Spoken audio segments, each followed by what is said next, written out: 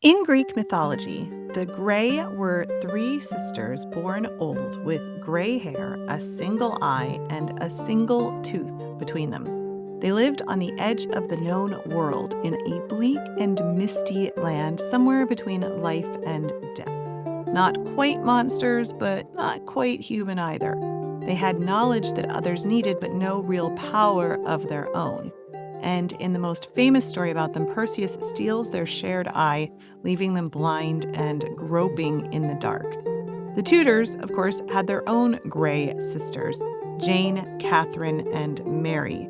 They weren't born with gray hair or tucked away in caves, but they were linked, like their mythological namesakes, by their strange and precarious position, close to the throne, never secure, watched, judged, manipulated, and ultimately punished for who they loved and how they lived. Last week, we talked about the most famous of the trio, Lady Jane Grey, the 90s queen, the teenage scholar who died a political martyr on the scaffold in 1554. But Jane wasn't an only child, and her story wasn't a standalone tragedy. She was the oldest of three sisters, all granddaughters of Henry VIII's younger sister, Princess Mary Tudor. And because of that royal blood, each of them, Jane, Katherine, and Mary, lived under the weight of the crown that none of them ever asked for. This week, we're going to follow the story of all three Grey sisters, from Jane's execution to Katherine's doomed love affair with a Seymour, to Mary's forbidden marriage to a palace gatekeeper. Along the way, we'll talk about how Tudor ideas of succession, marriage, and female obedience shaped their fates, because the Greys weren't just side characters in someone else's story. After Edward VI's death, they became the focal point of a succession crisis that haunted Elizabeth I for decades. And even though they never wore a crown, the Greys were central to the larger story of female power and vulnerability in a world that didn't quite know what to do with ambitious or even just slightly inconvenient women. So let's meet the other Grey sisters, the ones who didn't get 9 days on a throne, but still managed to threaten it.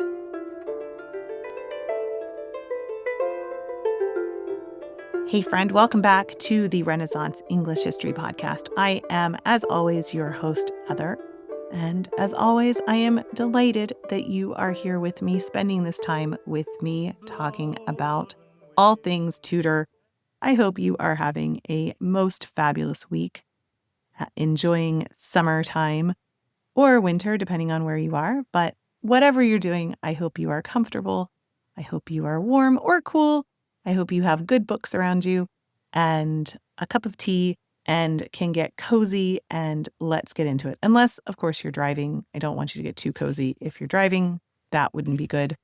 Or if you're at the gym or doing chores. But if you're just sitting, get cozy and let's start talking about the Grey sisters. That didn't go quite as smoothly as I had hoped it would, but I'm not going to edit it out. I'm going to leave it in there because I like to think I'm pretty smooth sometimes, but I'm really not. Anyway, let's get started. Before we talk about the younger sisters, let's take a moment to revisit Jane, the most famous of the three, but often the least understood. Jane Grey was born into ambition. Her mother, Frances Brandon, was the daughter of Princess Mary Tudor, one-time Queen of France, Henry VIII's younger sister, which gave Jane a direct claim to the English throne. And unfortunately for her, people at court knew it. She was brilliant, precociously learned, raised to read Latin, Greek, and Hebrew, and corresponded with reformers across Europe. But her education wasn't just an intellectual polish. In a court ruled by religious swings and dynastic tensions, Jane's Protestant credentials and her royal blood made her dangerous and useful.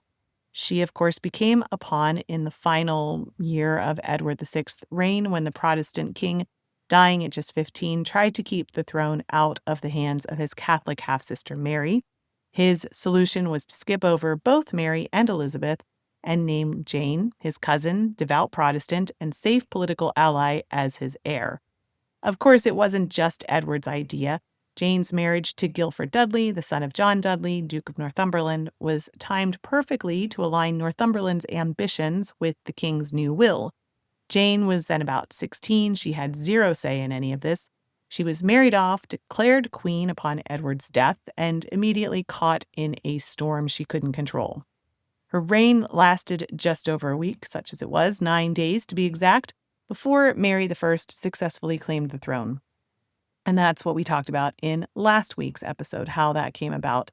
Jane and her husband were imprisoned, and though she might have lived quietly out of public life, the Wyatt Rebellion in 1554 sealed her fate. Even though she had literally nothing to do with it because she was in prison, the rebellion aimed to overthrow Mary and place Jane back on the throne, and that was enough. She was executed that February alongside Guilford. Before she died, she wrote a long letter to her sister Katherine, a kind of theological farewell, warning her to prepare her soul and stay strong in her Protestant faith. But while Jane died young, Katherine and Mary had to live through court politics, personal betrayals, and imprisonment, and of course the unpredictable fury of Queen Elizabeth. And in Katherine's case, it all began with love. If Jane was the Grey sister remembered for martyrdom, her younger sister Katherine would be remembered, at least by those who knew her, for love, and heartbreak, and prison, and 2 sons born in the Tower of London. It's a lot. Katherine was born around 1540, the second of 3 daughters of Frances Brandon and Henry Grey. Like Jane, she had royal blood, a solid education, and a dangerously high place in the line of succession. But where Jane was intense and cerebral, Katherine seems to have been warmer, more affectionate, less interested in theology and politics. That didn't make her life any easier. At the age of 12, Katherine was married off to Henry Herbert, the teenage heir to the powerful Earl of Pembroke. It was part of the same flurry of marriages orchestrated by the Duke of Northumberland, who had just placed Jane on the throne. The idea was to bind key noble families together into one unified Protestant power bloc. Katherine married Henry Herbert on the same day Jane married Guilford Dudley, in a lavish triple ceremony that was more about strategy than anything sentimental. But somehow, Katherine and Henry fell for each other. Despite their youth, they reportedly cared deeply for one another. But when Mary Tudor came to power, Northumberland's plans collapsed. Jane was deposed and executed. Katherine's father was executed as well. And although Katherine herself was not charged with treason, her marriage was now politically toxic. The Herberts moved to quickly cut ties. They pushed for an annulment, hoping to quietly erase the alliance. Katherine and Henry resisted, claiming that they had consummated the marriage, a claim that, if true, would have made the annulment much harder to secure. But Katherine wasn't pregnant, and the Herberts were powerful, and the annulment went through. Still, Katherine didn't disappear. Her mother, Frances, made peace with Queen Mary, and Katherine returned to court.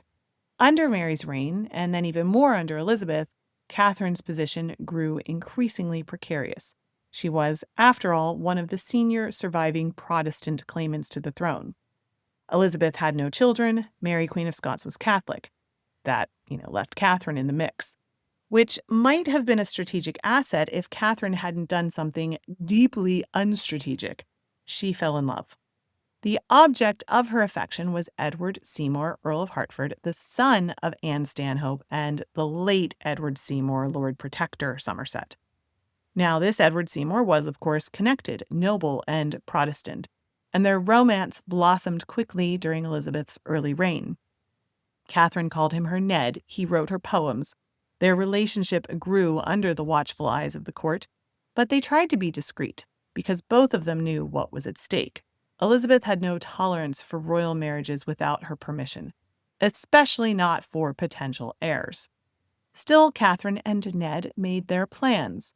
First, a secret betrothal, and then, in 1560, a secret wedding. Elizabeth had left the court for a hunting trip, and Katherine, claiming illness, stayed behind. With Ned's sister Jane Seymour as the only witness, the two were married by a clergyman in Ned's house on Cannon Row.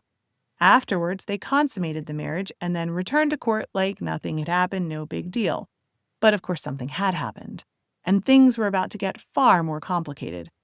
Within a few months, Jane Seymour died. The only witness to the marriage was gone. The priest, whose name had not been recorded, disappeared. And then Katherine discovered she was pregnant. Oops. She tried to write to Ned, who was sent abroad, but got no reply. With the Queen still unaware of the marriage, Katherine tried to keep her pregnancy a secret, but gossip spreads fast at court. Eventually, she turned to Robert Dudley, the Queen's favorite, and begged for help. Dudley promised to intervene on her behalf, then went directly to Elizabeth and told her everything. Elizabeth exploded. She was furious, not just about the secret marriage, but about the threat that it posed. Katherine was her cousin. If she had a son, that child would be seen as a legitimate Protestant heir. And Elizabeth, who had lived through the Wyatt Rebellion and seen how easily royal women could become pawns in succession plots, was in no mood to tolerate another one. Katherine was imprisoned in the Tower of London. When Ned returned to England, he was thrown in the Tower as well. They were kept apart, interrogated, and denied visitors. In September 1561, Katherine gave birth to a baby boy, Edward Seymour, Lord Beauchamp, behind the Tower walls. Despite the grim setting, Katherine and Ned were happy to be reunited in spirit. They passed notes, bribed guards, and were even occasionally allowed to see one another. And that is how Katherine got pregnant again. Oopsies. In 1563, she gave birth to a second son, Thomas, and this time the scandal was too much. Elizabeth had Sir Edward Warner, the sympathetic lieutenant of the Tower, removed. The couple were separated. Their children were sent away. Hertford was fined £15,000, an astronomical sum, and both of them were shuffled between remote houses under constant supervision. The remainder of Katherine's life was one long string of prisons, 5 different houses over 7 years, each one more isolating than the last. She never saw her eldest son again. Her health declined, and she grew increasingly despondent. By the time she was 27, she had effectively stopped eating. She died at Cockfield Hall in 1568, leaving behind her 2 sons, 3 rings for her husband, and a final message engraved in gold, "While I lived, yours." After her death, Elizabeth refused to recognize the marriage, and the boys were considered illegitimate, a decision only reversed years later under James I. Catherine Grey married for love, and she was loved deeply in return. But that love, far from freeing her, became her prison, and in Elizabeth's court, even affection could be treason. Now, what about Mary? Mary Grey was the youngest of the Grey sisters, the least politically important, the most physically unusual, and the one history often forgets. But her story is every bit as poignant as her sister's and just as emblematic of what it meant to be a woman with royal blood under Elizabeth. She was born in 1545, so she was nearly 10 years younger than Jane and 5 years younger than Catherine. Where Jane was brilliant and devout, Catherine was warm and romantic, Mary was known for her sharp wit, her deep loyalty, and a kind of stubbornness that got her through a quietly brutal life. She was, by all accounts, very small. Contemporary descriptions ranged from crook-backed to the least of all the court. Modern historians have speculated that she may have had scoliosis, dwarfism, or another condition that affected her growth. Estimates put her height at around 4 feet tall. Now, you have to remember, this was a time when physical appearance was seen as a reflection of moral and spiritual worth. Mary's stature made her an object of ridicule, and all but excluded from the throne in the eyes of her contemporaries, despite her impeccable lineage. But she still carried royal blood. She was still the granddaughter of Mary Tudor. And so, like her sisters, she had to live a tightly controlled, public-facing life at court. A possible heir, but never a safe one. After Jane's execution and Catherine's disgrace, Mary kept her head down.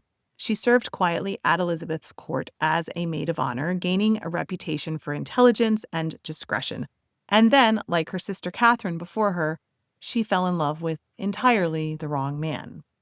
His name was Thomas Keyes. He was over 6 feet tall, twice Mary's age, a widower with several children, and a member of the gentry, not the nobility.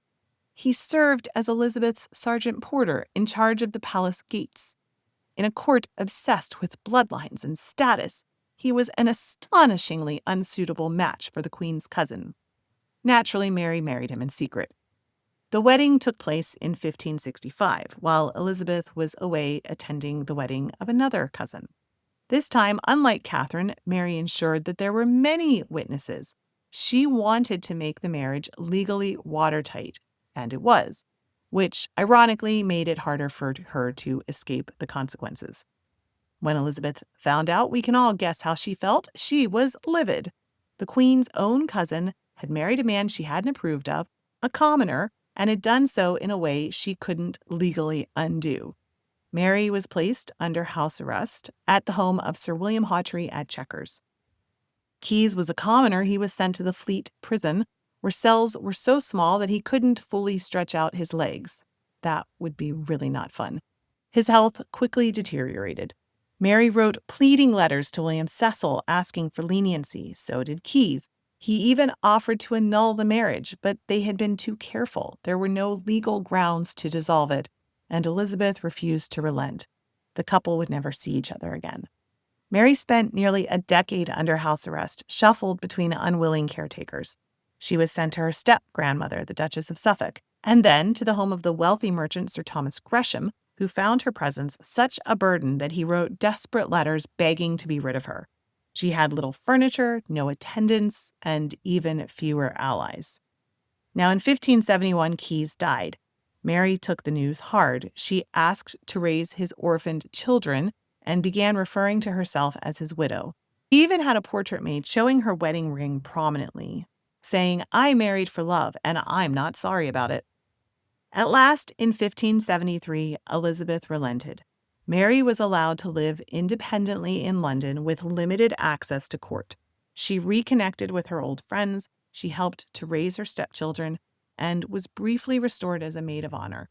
But her health never fully recovered, and in 1578, on her 33rd birthday, Mary Grey died. She was buried in Westminster Abbey in her mother's tomb with the honors due to a queen's cousin. She died in favor, but she was never in favor with the man she loved. So the three Grey sisters, Jane, Katherine, and Mary, didn't rule, but their lives were shaped by the throne as much as any monarch's. They lived in its shadow, edged close to its power, and were punished for even the faintest suggestion that they might reach for it. Like the Grey sisters of mythology, those strange otherworldly sisters who shared a single eye and had knowledge others feared, these Grey sisters were often seen less as individuals and more as potential threats. They were watched, moved like pieces on a board, and punished for what they might become. Jane was used as a figurehead, crowned by those who hoped she'd secure their power, and discarded once her usefulness ended. She died young, her intellect and faith intact, but she never really got to live. Katherine fell in love twice and paid for it with years of imprisonment, forced separation from her children, and ultimately her life. Her sons were declared illegitimate and her marriage erased, and eventually she gave up entirely. And Mary, the youngest, tried to live quietly. She married for love, hoping perhaps that her unthreatening position and her unsuitable husband would spare Elizabeth's wrath. Instead, she was separated from her husband for the rest of his life, isolated, and moved from house to house like an inconvenience that no one could quite figure out how to manage. In the end, none of them succeeded in love, ambition, or family, at least not in life. But in death, the stories shift. Catherine's marriage was finally recognized under James I, and her sons reinstated. Mary, despite being buried under the name Grey, never stopped calling herself Keyes's widow. And Jane, though she reigned for just 9 days, became a Protestant martyr, a symbol that far outlived her. 3 sisters, 1 royal bloodline, and 3 lives marked not by the crowns that they wore, but by the ones that they never even touched. So we will leave it there for this week, talking about the Grey sisters. As always, you can let me know what you thought about this episode. Just leave a comment wherever you are listening to this. I do like to read those comments and see what you are thinking. Also, episode requests you can always put in there as well. And a big shout out to our patrons and YouTube members who keep these episodes going. Patrons get extra episodes and, depending on your level, extra audio courses every month. This week, I'm releasing one on the other courts of Europe, not just the Tudors, but we're going to look at the Habsburgs, the vowel, and some of the other courts that were shaping the European chessboard, as it were. So you can learn more at patreon.com/EnglandCast. That's patreon.com/EnglandCast to join on Patreon. Or you can just click join this channel on YouTube if you are listening to this there. You can connect with me, as always, through the Tudor Learning Circle, tudorlearningscircle.com. It is a social network just for Tudor nerds. All Tudor goodness, none of the drama of social media. tudorlearningscircle.com. All right, I will be back with another podcast episode next week and other shorter videos on YouTube soon. Thank you so much for listening. Thanks for spending this time with me. I appreciate you being here, and I appreciate this time we get to spend together. I will talk with you soon. Have an amazing week. Blow, northern wind, a scent who may be sweating. Blow, northern wind, blow, blow, blow. Ich hatte bord in Bauerbrick, dat soll ich